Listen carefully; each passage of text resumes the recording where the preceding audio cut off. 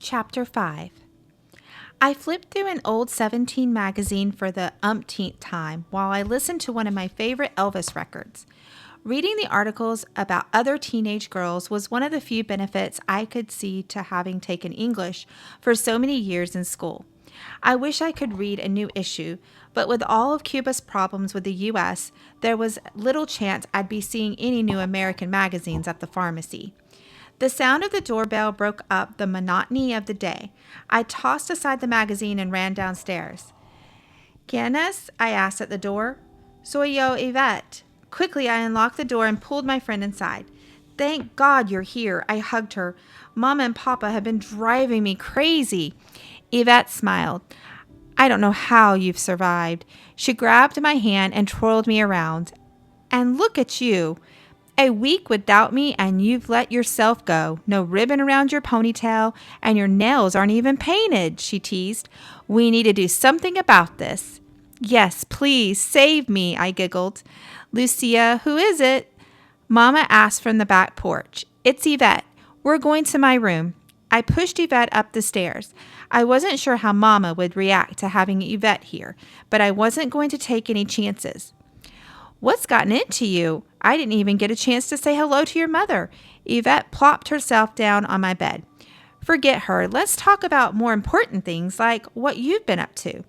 Evette rummaged through the box of records that sat next to my night table. Nothing other than the Havana's meetings. Here, put this one on. She gave me a record by Celia Cruz. And since you don't want to join us, maybe I shouldn't tell you what happened today. You know it's not my choice. I placed a record player arm gently on the small 45. Music filled the room again. I'd go if I could. Evette smiled. Yeah, I know. I'm just teasing. And that's exactly what Carmen was today. A big tease. She spent the whole time trying to flirt with Manuel.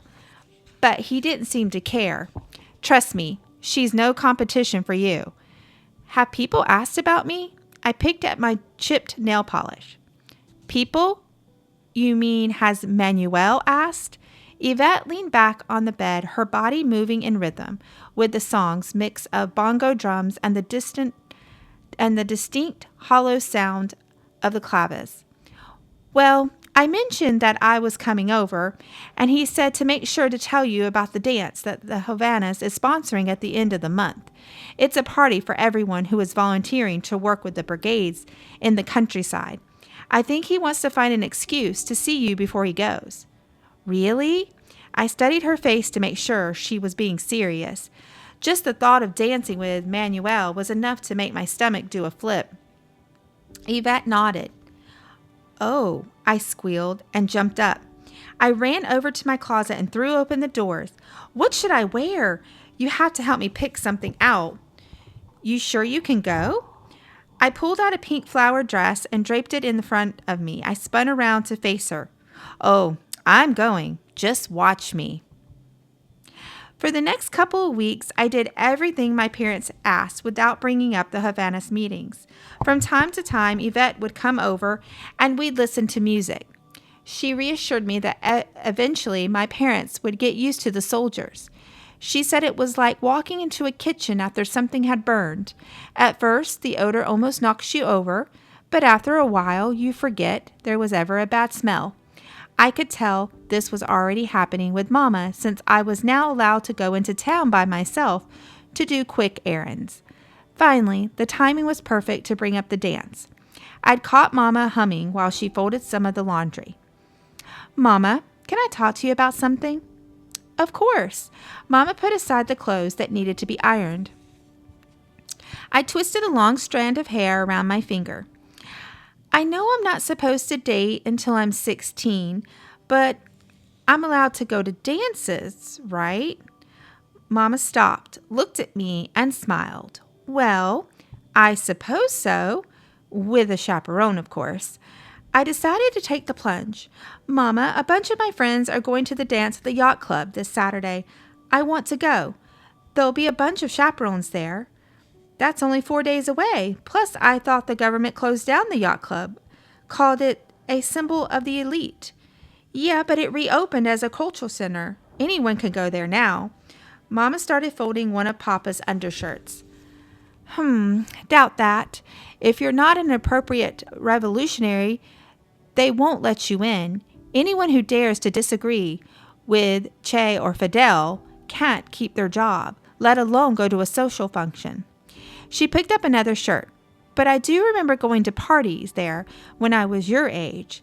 Abuela used to sit in the corner with all the other mothers. Mama clutched the shirt against her chest. She had a faraway look in her eyes.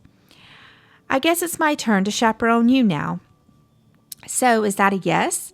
I wanted to bounce up and down. I didn't care if Mama was going to be there too. I was going to the dance with Manuel. I don't see why. Papa stormed into the room. Where's my hammer? Mama and I both jumped. Fernando, you scared us to death. What are you doing here in the middle of the day? My hammer, where is it? Papa yanked open a drawer in the cabinet next to the sofa. This'll do. He took out a flat-edged screwdriver. Fernando, ¿qué pasa? What has you like this? Papa looked at Mama's worried face and took a deep breath. Nothing, Sonia. Don't worry. I just don't have much time. I have to get back to the office right away. Papa glanced over at me. Can you go upstairs and make sure your brother isn't getting into too much trouble? Sure, I muttered. I'd become used to my parents' behind-closed-door conversations. After going up the first few steps, I stopped and crouched down in the stairway. From that vantage point, I couldn't be seen, but I could still watch and hear a little of what was happening. Papa moved the wooden coffee table, lifted up the rug, and tapped the tiles underneath with the back of the screwdriver. One of the taps sounded more hollow than all the others. Papa immediately began chiseling around the tile. Fernando, por favor, what's going on? Tell me. Papa wouldn't stop chiseling. Sonia, they've announced that citizens can no longer have any holdings. The government is confiscating everything. Papa lifted up the tile and placed it onto the rolled up rug.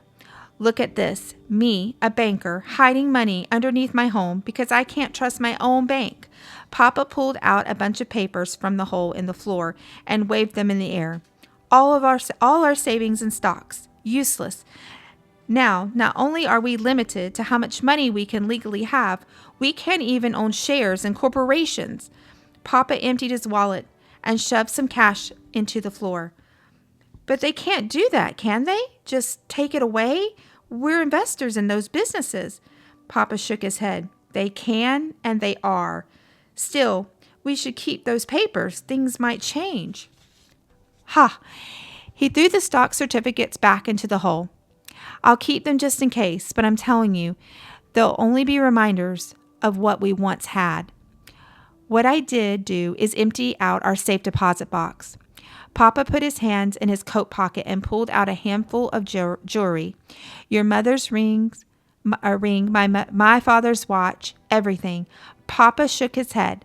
The idea is that all the wealth should be spread out. So they're taking from those who have worked their entire lives, like us, keeping some of the money for themselves, and then, supposedly, giving the rest to the poor. Isn't that wonderful? I've worked since I was 15 just so I can be as poor as the bum who never worked a day in his life. Welcome to Castro's revolution. Fernando, it can't be that bad. And having those things here, they could get stolen. Mama wrung her hands together. Greater chance of it being taken at the bank. Papa wrapped the jewelry in his handkerchief and placed it into the hole. He put back the loose tile and tapped it down. Sonia, I need you to go upstairs and get me a couple of pieces of jewelry that you don't care about, just in case they check on our box. I want to have something in there. Frankie came out of his room, and I motioned for him to be quiet. He joined me on the stairs, and we both listened together. Fernando, isn't this a bit much? Why would they be interested in us? Sonia, don't you see? This revolution is all about control. They're watching me, you, everybody. The soldiers are monitoring everything at the bank. Who comes in, who takes what. They're going for anyone they think is a threat. I'm not taking sides on any of the issues, but even that could be considered traitorous. I was able to get these things only because of a few of us worked together. It felt like I was stealing, and it's my own property. You have to trust me. I watched as Mama gently stroked the side of Papa's face. I do trust you. I'll get you the jewelry. Should we hide these too? She pointed to the small diamond earring she was wearing. Papa covered her hands with his own. No, those were your grandmother's. You've worn them since we met. Too many things have changed around here. I don't want you to change too. He pulled Mama into his arms. Ugh, yuck, Frankie whispered and returned to his room. I sat back and tried to absorb everything I'd witnessed. The newspapers had stories about people hoarding money and property. They accused these people of being greedy, anti-revolutionaries. I'd read how the revolution wanted the working class to save their money. It was only the lazy rich who had to share with those who had less. So why was Papa so worried? We certainly weren't rich. Plus, Papa had worked hard every day of his life, and although he wasn't a fan of the revolution, he most definitely wasn't an anti-revolutionary. No one could really fault him for trying to protect what was ours. Could they?